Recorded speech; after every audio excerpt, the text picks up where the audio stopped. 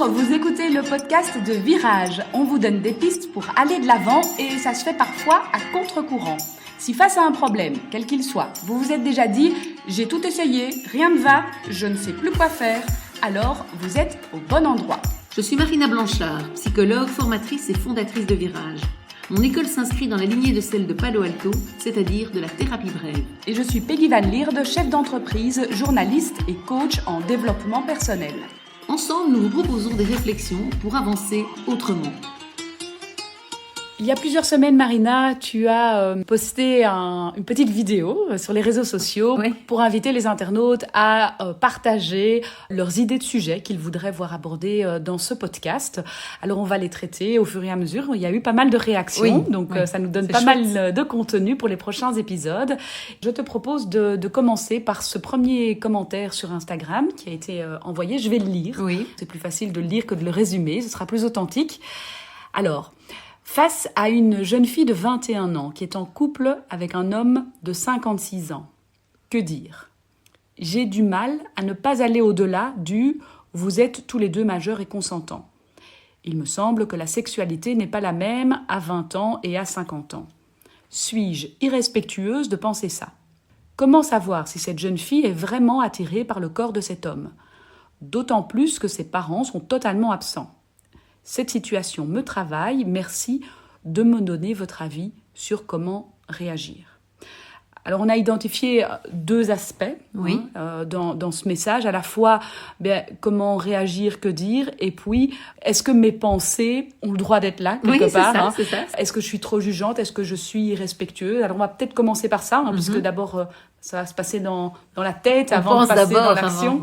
D'agir, oui. Donc, en observant ce couple, qu'il lui soit proche ou pas, on ne le sait pas, elle porte un constat qui peut paraître jugeant. Elle se pose cette question-là, suis-je irrespectueuse de penser ça ?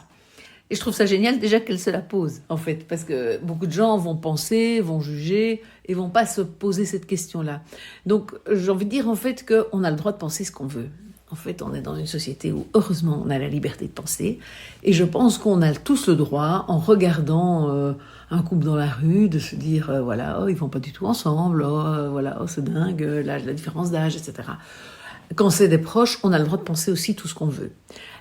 Effectivement, en fait, pour moi, il n'y a pas un irrespect à penser, mais déjà tout simplement parce qu'on ne choisit pas ce qu'on pense. Et donc, ce serait un peu dur de se dire, en fait... j'ai l'impression qu'ici, cette personne, ça lui vient dans la tête tout seul. Elle n'est pas en train de se dire « Oui, tiens, je regarde tous les couples autour de moi et je fais le pour et le contre de chaque couple. » C'est pas ça. C'est que ça lui vient. En voyant ce couple, elle se dit « pour la fille, est-ce que c'est OK ? Est-ce que vraiment elle a du désir ?» etc. C'est des pensées qui lui viennent. Donc, je pense que ça... moi, c'est mon point de vue, on ne peut pas le juger puisque on serait nous-mêmes jugeants de juger à la manière dont chacun pense et qu'on a heureusement cette liberté de penser. Et voilà, j'insiste dessus parce que je pense qu'elle est importante.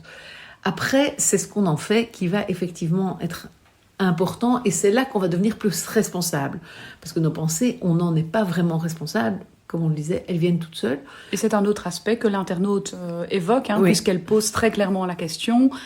Que dire ? Comment réagir ? Et dois-je réagir finalement ? Voilà, c'est ça. Et donc, au premier aspect, moi je dirais, vous n'êtes pas spécialement... Oui, peut-être vous êtes jugeante, on peut être plus ou moins jugeant chacun, et on a tous des choses qui vont nous faire réagir. Et j'ai envie de dire, on parle de tolérance, on parle beaucoup de tolérance aujourd'hui, je vais parler de racisme, etc., on va parler de tolérance. Et en même temps, parfois, les gens qui ne sont justement pas du tout racistes vont juger d'une manière très intolérante des gens sans savoir qu'il y a une histoire de, je sais pas, dans le passé, d'une agression, d'un truc qui fait que... Donc, en fait, je pense qu'on a le droit d'avoir notre point de vue chacun sur les choses. C'est vraiment important. Et puis, effectivement, ce qu'on en fait, c'est différent. Et là, évidemment, ce qui est difficile, c'est qu'on ne connaît pas la proximité, la relation que cette personne a avec la jeune fille.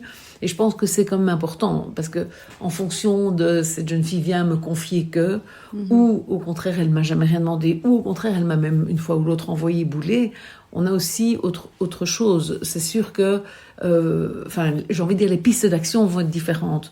Et donc, ce qui est sûr, c'est qu'ici, ce qu'on ressent dans le message, c'est pas un couple qu'elle voit passer régulièrement devant sa fenêtre, quoi. Non, elle semble quand même connaître voilà. la jeune fille, puisqu'elle parle des parents qui sont absents. C'est ça. Voilà. Alors, on ne sait pas effectivement quel est le degré de proximité, mais en tout cas, il y a déjà, c'est pas une inconnue, quoi. On a même l'impression qu'il y a une forme d'affection et d'envie de protéger cette jeune fille d'un couple qui pourrait ne pas lui convenir. Et là, j'ai envie de dire que malheureusement, je pense qu'on peut pas... Si la jeune fille aime, si la jeune fille est engagée dans ce couple, la personne, en intervenant, risque de voir la jeune fille s'éloigner complètement d'elle pour défendre son couple, son compagnon. Je pense que ça, c'est un risque. Alors, je connais pas l'histoire suffisamment pour dire, là, c'est vraiment un risque, ou ça n'a jamais été tenté. Voilà, il faut voir un peu ce qui a été essayé. Est-ce que cette personne en a déjà touché un mot à la jeune fille et de voir comment la jeune fille a réagi? Est-ce que du coup la jeune fille lui dit mais enfin non, je suis bien, ou est-ce qu'elle écoute? Mais le plus souvent, quand l'amour est remis en question, on risque de perdre la relation. Beaucoup de parents, par exemple, vont ne pas apprécier le compagnon, la compagne, le petit ami de leur fille, de leur fils.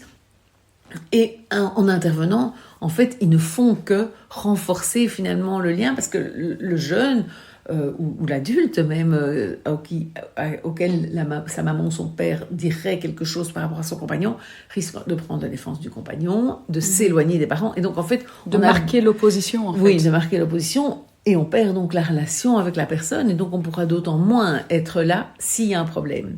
Parce qu'évidemment, je te l'avais bien dit, c'est une crainte que tout le monde aurait. Donc je pense que mieux vaut, pour moi, a priori, ne pas intervenir si la jeune fille a l'air d'être toute amoureuse pour l'instant. Elle est dans cette histoire, elle vit cette histoire-là.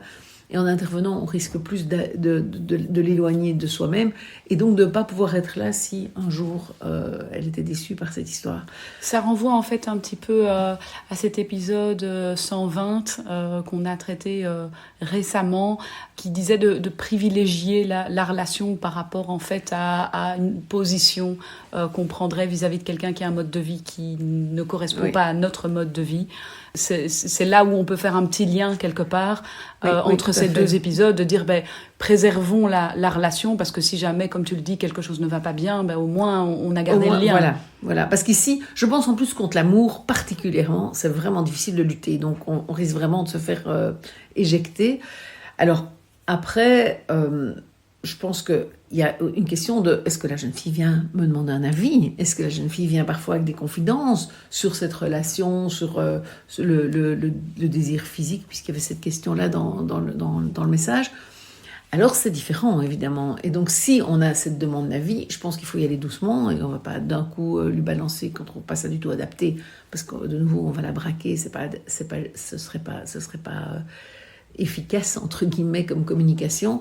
Mais je pense que ça, là, on est dans un autre contexte, on n'a pas le détail ici. Et si la jeune fille me demande un avis, alors je peux le lui donner. Et je pense que ce qui est important, c'est d'insister sur le fait que ça n'est qu'un avis.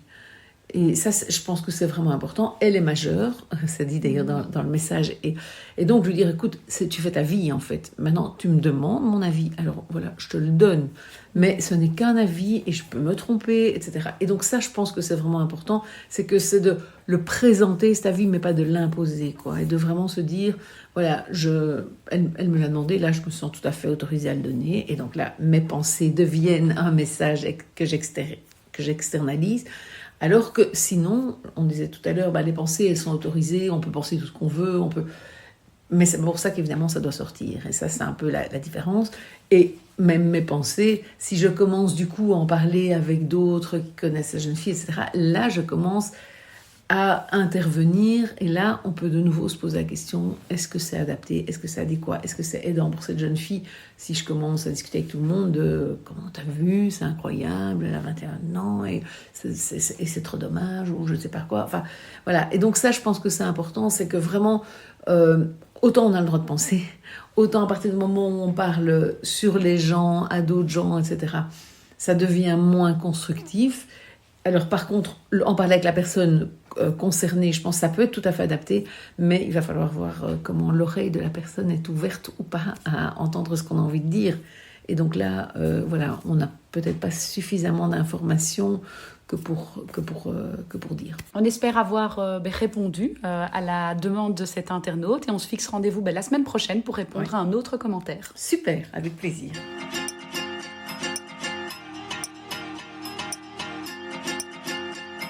Merci beaucoup de nous écouter. Chaque semaine, vous êtes de plus en plus nombreux et ça nous fait chaud au cœur.